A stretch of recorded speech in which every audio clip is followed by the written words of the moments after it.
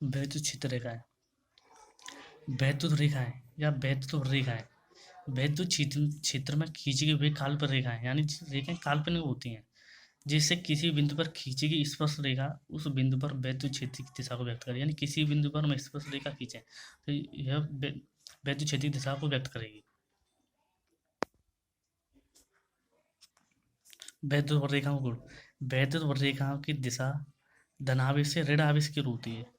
वैद्युत बड़ रेखाओं की दिशा धनावेश से ऋण आवेश की ओर होती है। यानी वैद्युत आवेश धनावेश से ऋण आवेश की ओर है। दिशा धनावेश से ऋण आवेश की ओर है। ये भी दिशा धनावेश से ऋण आवेश की ओर है। वैद्युत बड़ रेखा के किसी बिंदु पर खींची गई स्पर्श रेखा उस बिंदु पर वैद्युत क्षेत्र की दिशा को व्यक्त करेगी। वैद्युत बड़ रेखा यानी जिस वैद्युत रेखा गुजर रही है धनावेश से ऋण आवेश की ओर, अगर इन पर हम किसी बिंदु पर स्पर्श रेखा खींचे, यानी ये बिंदु इस पर स्पर्श रेखा खींची तो ये वैद्युत क्षेत्र की दिशा को व्यक्त करेगी। इस बिंदु पर खींचे तो जो वैद्युत क्षेत्र की दिशा को व्यक्त करेगी। यानी स्पर्श रेखा खींचे जो वैद्युत क्षेत्र की दिशा को व्यक्त करेगी। दो बड़ रेखाएं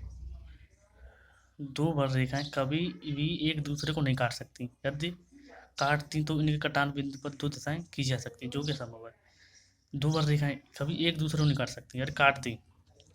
देखो ये रेखा है इधर जा रही है, ये रेखा इधर को इसको काटती हुई इधर जा रही है, ठीक है। उसकी स्पर्श रेखा खींचे, एक कटान बिंदु पर स्पर्श रेखा खींचे तो स्पर्श रेखा इधर हो गई, ये इधर हो गई, तो इसकी दिशा दो हो गई। इसकी दिशा क्या होगी, जो कि असंभव है।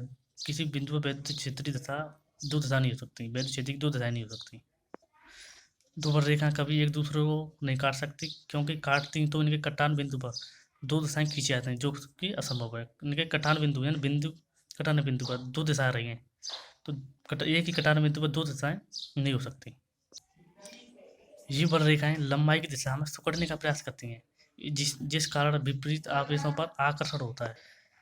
रेखाएं लंबाई की दिशा में सिकुड़ने का प्रयास करती हैं, लंबाई की दिशा में सिकुड़ रही हैं। देखो ये सिकुड़ रही हैं, ये सिकुड़ रही हैं, लंबाई की दिशा में सिकुड़ने का प्रयास करती हैं। इसी कारण पर विपरीत आवेशों पर आकर्षण बल होता है। वैद्युत बड़ रेखाएं लंबाई की दिशा में एक दूसरे से दूर हटने का प्रयास करती हैं, जिस कारण इन पर प्रतिकर्ष बल होता है। लंबाई की दिशा में यानी लंबाई की दिशा में जिसकी लंबाई है, जिसकी लंबाई है, जिसकी लंबाई है, लंबाई की दिशा में दूर हट रही है, दूर हट रही हैं, तो इसलिए इनके ऊपर प्रतिकर्ष बल होता है। लंबाई की दिशा में दूर हट रही है तो इनके ऊपर प्रतिकर्ष बल होता है। एक आवेश होने पर वैद्युत बड़ रेखाएं धनावेश से बाहर और ऋण आवेश की ओर होती हैं। एकल आवेश होने पर एकल आवेश है तो वैद्युत बड़ रेखा धनावेश से तो दूर होती हैं और ऋण आवेश की ओर होती हैं। एक आवेश एक ही आवेश होने पर एक आवेश है इस पर तो धनावेश से दूर होती हैं और ऋणावेश के अंदर की ओर होती हैं। ये वैद्युत बड़ रेखाएं के गुण कहलाते हैं।